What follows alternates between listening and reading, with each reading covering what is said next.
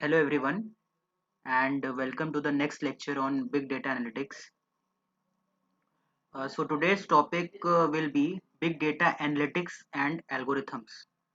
My name is Devrat Khare and I'm assistant professor in the Department of Mathematics and Computer Science from BBD University Lucknow. So in the previous lectures we have discussed about the introduction towards big data, what exactly is a data, what are the various features of big data that arises, and then we have also discussed about the various types of the big data, right? And we have also discussed on the various big data applications. So today we are going to learn a new concept, that is your big data analytics and the various algorithms that are used for analyzing the big data, right?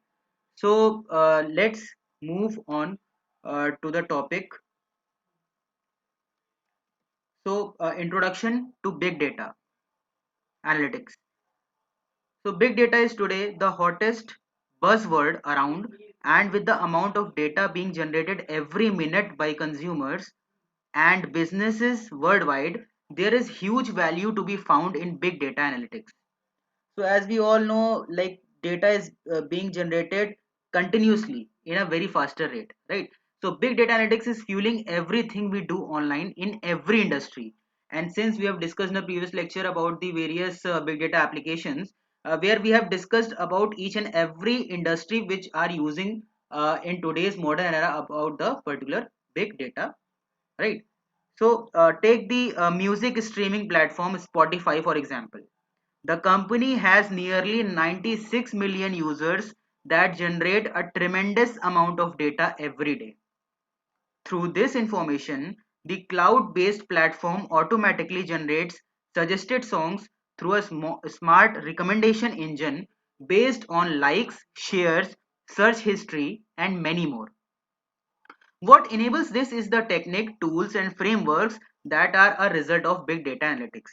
So this is just an example through which we have explained the importance of the big data or the influence that is big data analytics is having on today's music, or you can say in communication or industry, or entertainment industry, right?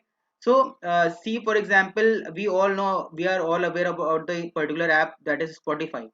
That is a music streaming app, right? So like accordingly, there are some people who like some music, some kind of music, they share these music. So like there is a kind of an history, or you can say there is a kind of an analysis that is done by the big data analytics, and then using these techniques we just implies to the particular you can say streaming area, or you can say a particular application, right?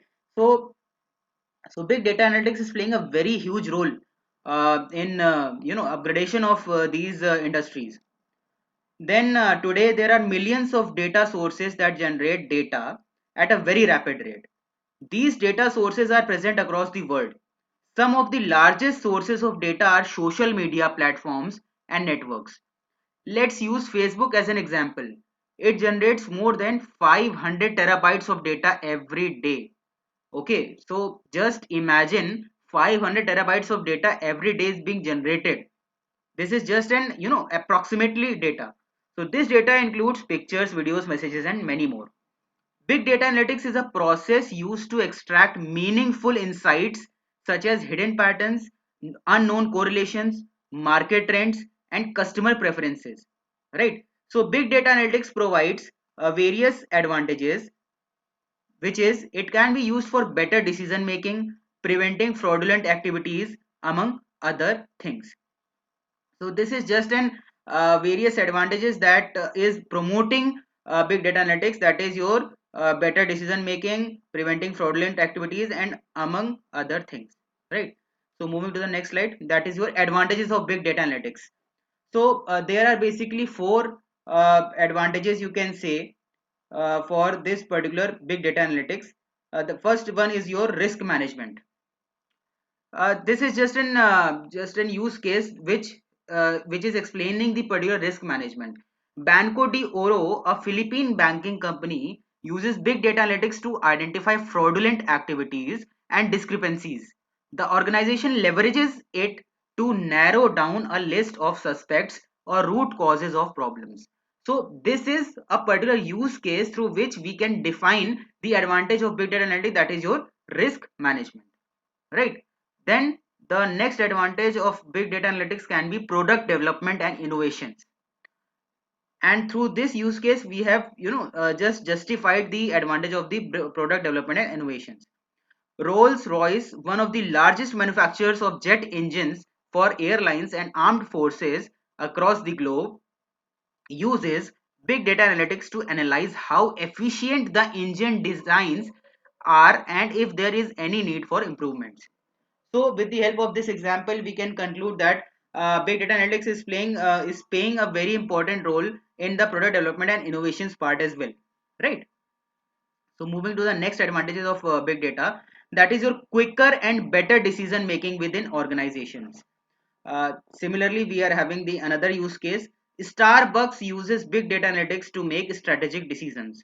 For example, the company leverages it to decide if a particular location would be suitable for a new outlet or not.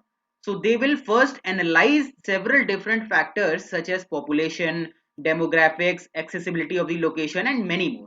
So this is how we are having the better decision making within the organization, right?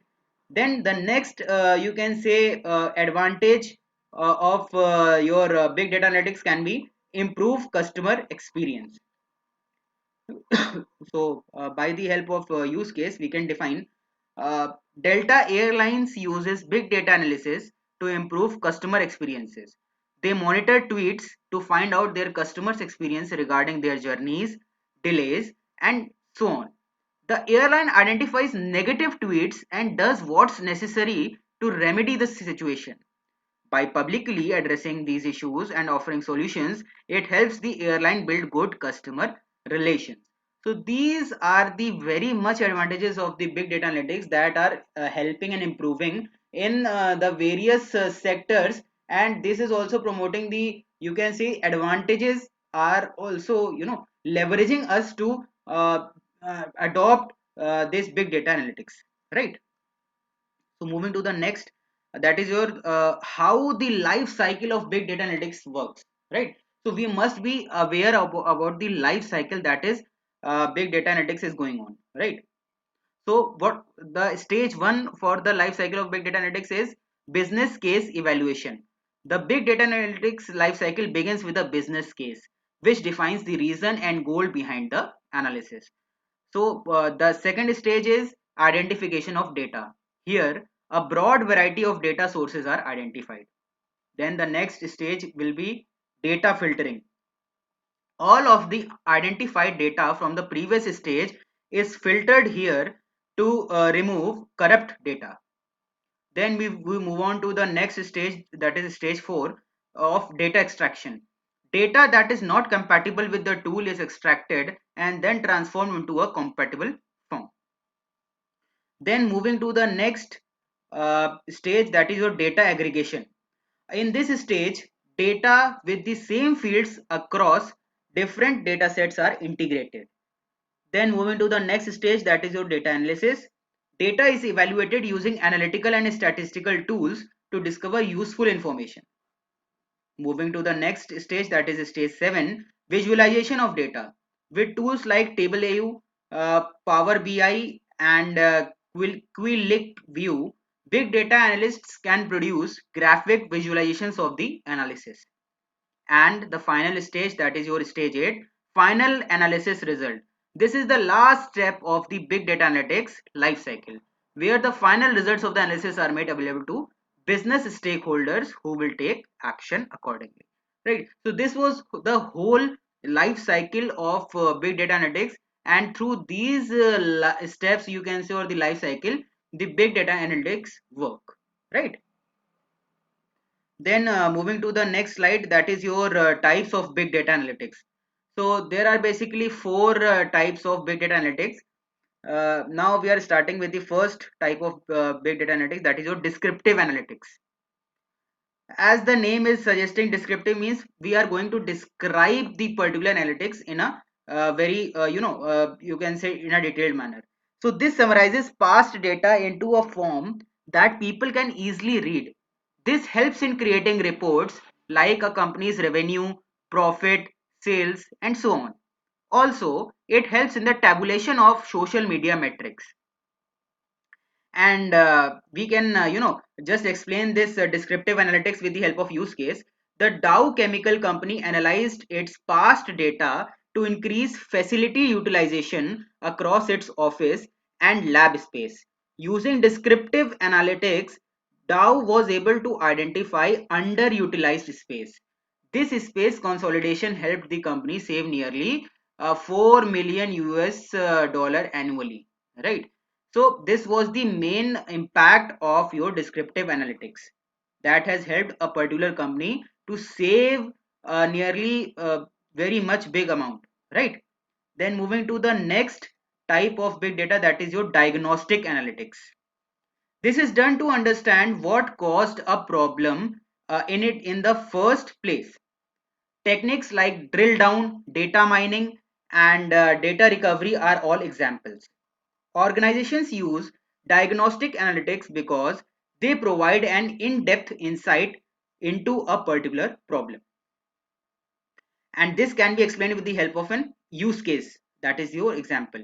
An e-commerce company's report shows that their sales have gone down, although customers are adding products to their carts.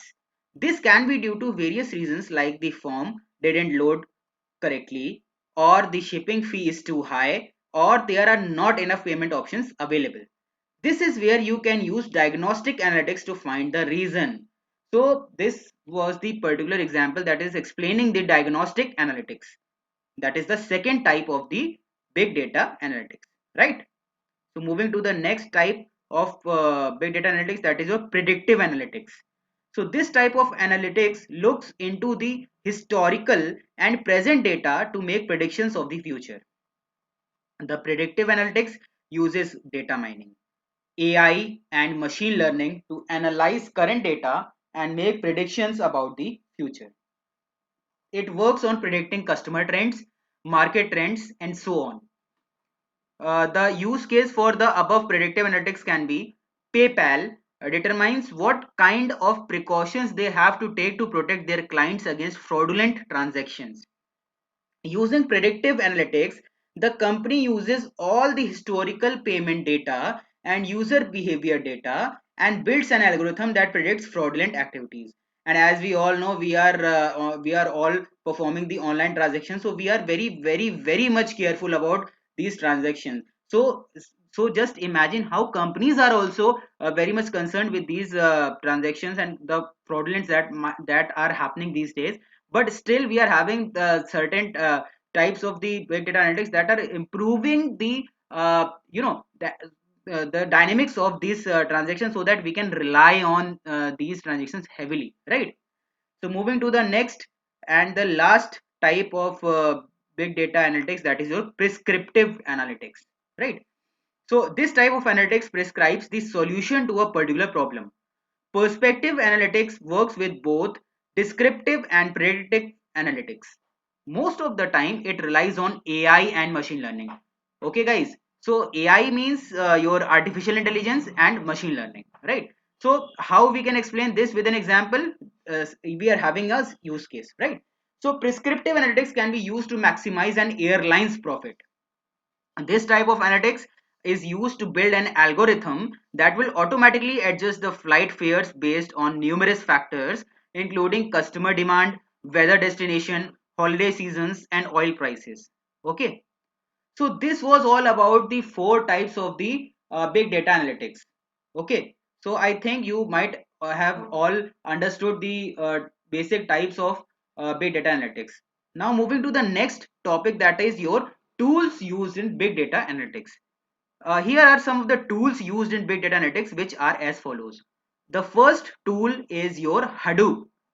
And what is Hadoop? It helps in storing and analyzing the data, right? Then we are having the second tool, that is your MongoDB. MongoDB stands for Mongo database, right? So it is used on data sets that change frequently, right? So now we are moving to the next tool, that is your Talend. Talent is used for data integration and management, right? Then we are moving to the next tool, that is your Cassandra, a distributed database used to handle chunks of data. Then we are moving to the next tool, that is your Spark. It is used for real-time processing and analyzing large amounts of data. Okay, so see, these are the various tools that we are using in the big data analytics, right? Then we are moving to the next tool, that is your Storm, and it is an open source real-time computational system. And the last but not the least, Kafka. Kafka is a tool that is a distributed streaming platform that is used for fault tolerant storage, right? So here are the basic tools that we have discussed while we are implementing the big data analytics. Okay, everyone. Then we are moving to the next concept, that is your business drivers for big data. So big data emerged in the last decade from a combination of business needs and technology innovations and advancements. A number of companies that have big data at the core of their strategy have become very successful at the beginning of the 21st century. Famous examples include Apple, Amazon, Facebook, and Netflix. A number of business drivers are at the core of this success and explain why big data has quickly risen to some become one of the most coveted topics in the industry. The six main business drivers can be identified: the digitization of society, the plummeting of technological costs, connectivity through cloud computing, increased knowledge about data science, social media applications, and the last but not the least, that is the future of Internet of Things, right? The future behind the Internet of Things, that is your IoT. Okay, so these are the main business drivers which are driving the big data technology. Okay, so these drivers are playing a very important role in influencing the big data, so that we all can have the basic understanding of the big data and we can also implement in large numbers, right? Okay, so moving to the next slide, that is your, now we are going to discuss one by one about the particular what are the various business drivers that we are going to discuss one by one in detail, right? So first one is your the digitization of society, right? So big data is largely consumer driven and consumer oriented. Most of the data in the world is generated by consumers who are nowadays always on. Most people now spend 4 to 6 hours per day consuming and generating data through a variety of devices and social media applications. With every click, comma, swipe or message, new data is created in a database somewhere around the world, right? So this is the digitization, right? Because everyone now has a smartphone in their pockets, the data creation sums to incomprehensible amounts. Some studies estimate that 60% of the data was generated within the last 2 years. This is the most important point, that some studies estimate that 60% of the data was generated within the last 2 years. Okay, which is a good indication of the rate with which the society has digitized. And we all know that during the pandemic we are all facing the problems of the transactions and all, and so we are heavily reliable on the digitization. So this is the current example. You can say that big data is promoting or the big data is being promoted with the help of the digitization of the society. That is the main business driver for big data. Okay, then moving to the next, that is the plummeting of technological costs. Technology related to collecting and processing massive quantities of diverse, that is your high variety data, has become increasingly more affordable. The costs of data storage and processors keep declining, making it possible for small businesses and individuals to become involved with big data. For storage capacity, the often cited Moore's law still holds that the storage density and therefore capacity still doubles every 2 years, right? Then moving to the next business driver, that is the connectivity through cloud computing. Cloud computing environments where data is remotely stored in distributed storage systems have made it possible to quickly scale up or scale down IT infrastructure and facilitate a pay as you go model. This means that organizations that want to process massive quantities of data and thus have large storage and processing requirements do not have to invest in large quantities of IT infrastructure, right? Instead, they can license the storage and processing capacity they need and only pay for the amounts they actually used. So as a result, we can say most of the big data solutions leverage the possibilities of cloud computing to deliver their solutions to the various enterprises, right? And then moving to the next, you can say the business driver, that is the increased knowledge about data science. In the last decade, the term data science and data scientist have become tremendously popular. In October 2012, Harvard Business Review called the data scientist the sexiest job of the 21st century, right? And many other publications have featured this new job role in recent years. The demand for data scientists and similar job titles has increased tremendously, and many people have actively become engaged in the domain of data science. And the next business driver, that is the social media applications. And we all are aware about these social media applications. Everyone understands the impact that social media has on daily life. However, in the study of big data, social media plays a role of paramount importance, not only because of the sheer volume of data that is produced every day through platforms such as Twitter, Facebook, LinkedIn, and Instagram, but also because social media provides nearly real time data about human behavior. Social media data provides insights into the behaviors, preferences, and opinions of the public on a scale that has never been known before. Due to this, it is immensely valuable to anyone who is able to derive meaning from these large quantities of data. Social media data can be used to identify customer preferences for product development, target new customers for future purchases, or even target potential voters in elections. Social media data might even be used for the various purposes, right? So this particular social media is a very important business driver in regard to your big data, or you can say big data analytics, right? Then the last but not the least, that is your the upcoming Internet of Things, that is your IoT.